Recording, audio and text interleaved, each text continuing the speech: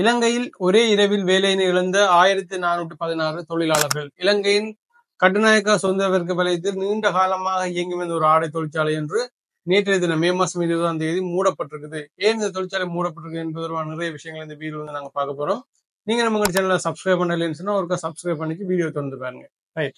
இலங்கையின் கட்டுநாயக்கா சுதந்திர வர்க்க வலயத்துல நீண்ட காலமாக இயங்கி வந்த ஆடைகளை ஏற்றுமதி செய்கின்ற தொழிற்சாலை தான் நெக்ஸ்ட் ஆடை உற்பத்தி தொழிற்சாலை.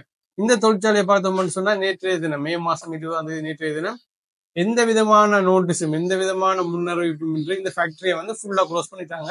அங்க வேலை செஞ்ச கிட்டத்தட்ட 1416 தொழிலாளர்களையும் வந்து பணி நீக்கம் செஞ்சிருக்கிறாங்க. இதான் இப்ப நடந்திருக்கிற விஷயம்.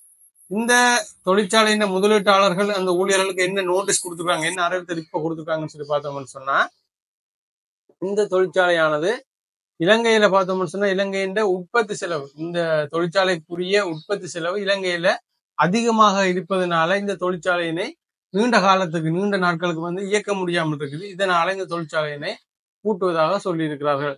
இந்த தொழிற்சாலையானது ஒரு வருடத்துக்கு முன்னமோ அல்லது 2 வருடத்துக்கு முன்னமோ இலங்கைக்கு வந்ததோ அல்லது இலங்கையில் ஆரம்பிக்கப்பட்டதோ அல்லது ஒரு சில வருடங்களாக இலங்கையில இயங்கிக் கொண்டிருக்கிற தொழிற்சாலையோ இல்ல.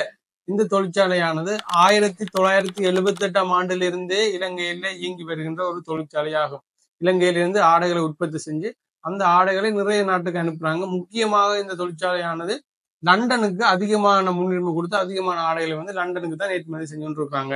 இந்த தொழிற்சாலையை பார்த்தோம்னு சொன்னா ஒரு பிரிட்டிஷ் முதலீட்டு திட்டமாகும். அப்படிப்பட்ட இந்த தொழிற்சாலையானது தற்பொழுது என்ன சொல்லியிருக்காங்கன்னு சொன்னா, இலங்கையில உற்பத்தி செலவு அதிகரிச்சதன் காரணத்தினால இந்த தொழிற்சாலையை இயக்க முடியாமல் நீண்ட காலத்துக்கு இயக்க முடியாமல் இருக்குது. அதனால தொழிற்சாலையை பூட்டுவதாக சொல்லியிருக்கார்கள். அப்ப 1978ஆம் ஆண்டுல இருந்தே இலங்கையில வேற எந்த பிரச்சனையும் நடக்கலையா, பொருளாதார நெருக்கடி வேற இல்லையா, பொருளாதார பிரச்சனை வேற இல்லையா, உற்பத்தி செலவு அதிகரிக்கவில்லையான்னு சொல்லி நிறைய கேள்விகள் வந்து எங்களுக்கு கேட்க தோணுது.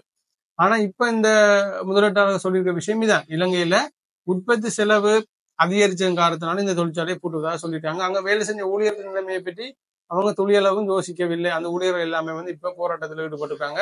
அந்த ஊழியர்களுக்குரிய நஷ்டஈடு, அந்த ஊழியர்களுக்குரிய இழப்பீடு வந்து இழப்பீடு தொகை ஒன்று கொடுப்பதாகவும் சொல்லியிருக்காங்க. ஆனா அந்த ஊழியர்கள் தரப்புல என்ன சொல்றாங்கன்னு சொன்னா, அந்த இழப்பீடு வந்து நீண்ட காலத்துக்கு அவங்களால அந்த குடும்பத்தை ரன் பண்றதுக்கு இயலாது. இப்ப 1416 ஊழியர்கள் நிப்பாட்டப்பட்டிருக்காங்கன்னு சொன்னா அதுல இருக்கிற இன்னொரு விஷயம் என்னன்னு சொன்னா, அந்த 1400 தொழிலாளர்கள் மட்டும் இல்ல, 1416 தொழிலாளர்கள் மட்டும் இல்ல, 1416 குடும்பங்கள் பாதிக்கப்படுகின்றதுதான் உண்மையான விஷயம். அப்ப அந்த குடும்பங்கள வாழ்வாதாரத்துல வந்து பெரிய ஒரு அடி விழுந்த மாதிரி இருக்கும். அந்த குடும்பங்கள வாழ்வாதாரத்துல மட்டும் அடி விளையில இலங்கையின் ஆடை உற்பத்தியிலேயும் வந்து இது ஒரு பெரிய ஒரு அடியாவே பார்க்கப்படுகின்றதுன்னு சொன்னா, இந்த தொழிற்சாலை இலங்கையில பல வருட காலமாக இயங்கி வந்த ஒரு தொழிற்சாலை இப்படி ஒரு ரீசன், அதாவது இலங்கையில இந்த தொழிற்சாலையை ரன் பண்ணக்கூடிய உற்பத்தி செலவு அதிகரிச்சிருக்குது என்ற ஒரு ரீசன் வந்து இலங்கை ஆடை உற்பத்தியில வந்து ஒரு பெரிய ஒரு அடியாக வந்து பார்க்கப்படுகின்றது. இந்த தொழிற்சாலையில இப்ப பார்த்தோம்னு சொன்னா அங்க ஒரு சில பாதுகாப்பு அதிகாரிகள் மட்டும்தான் கடமையில் இருக்கிறாங்க. மிச்சம் எல்லாருமே வந்து அங்க இருந்து இல்ல, அந்த தொழிற்சாலையில வந்து இல்ல, அங்க வேலை செஞ்ச ஊழியர்கள் அங்க இருந்த உயர் அதிகாரிகளை யாரையும் சந்திச்சு சில விஷயங்கள் கேட்போம்னு சொன்னா அந்த தொழிற்சாலையில வந்து எந்த உயர் அதிகாரியுமே இல்ல. அவங்க எல்லாமே வந்து பணி நீக்கம் செய்யப்பட்டிருக்காங்க. எல்லாருமே அங்க இருந்து போயிட்டாங்க. இதான் இப்ப அங்கத்திய நிலைமை. ரைட்.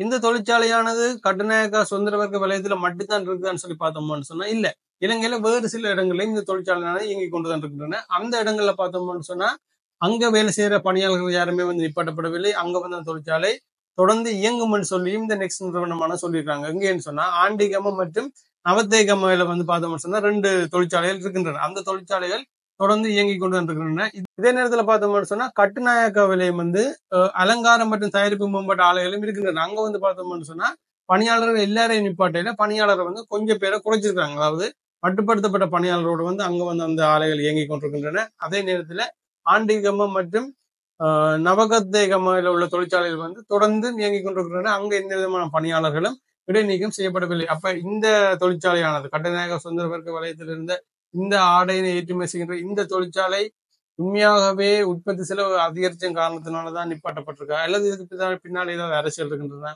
என்பது தொடர்பான விஷயங்கள் வந்து நாங்க வெயிட் பண்ணி தான் பார்க்கணும். எது எப்படியோ இருந்தாலும் அந்த 1416 தொழிலாளர்களுக்குரிய நீதியானது கிடைக்க வேண்டும். அதுக்குரிய சரியான விடயங்களை வந்து அந்த தொழிலாளருக்குரிய சரியான விடயங்களை வந்து பெற்றுக் கொடுக்க வேண்டியது அரசாங்கத்தின் கடமை மட்டும் இல்ல, அந்த நிறுவனத்தின் கடமையும் கூட தான். ஓகே ஃப்ரெண்ட்ஸ், இந்த தகவல் தான் உங்களோட பயந்து இருந்துச்சுன்னா இந்த விடயம் தொடர்பான மேலதிகமான தகவல் உங்களுக்கு தெரியும்னு சொன்னா அது நினைச்சு மறக்காம கமெண்ட் செக்ஷனை பதிவு செய்யுங்க. இன்னொரு வீடியோவில் உங்களை சந்திக்கிறேன். நன்றி.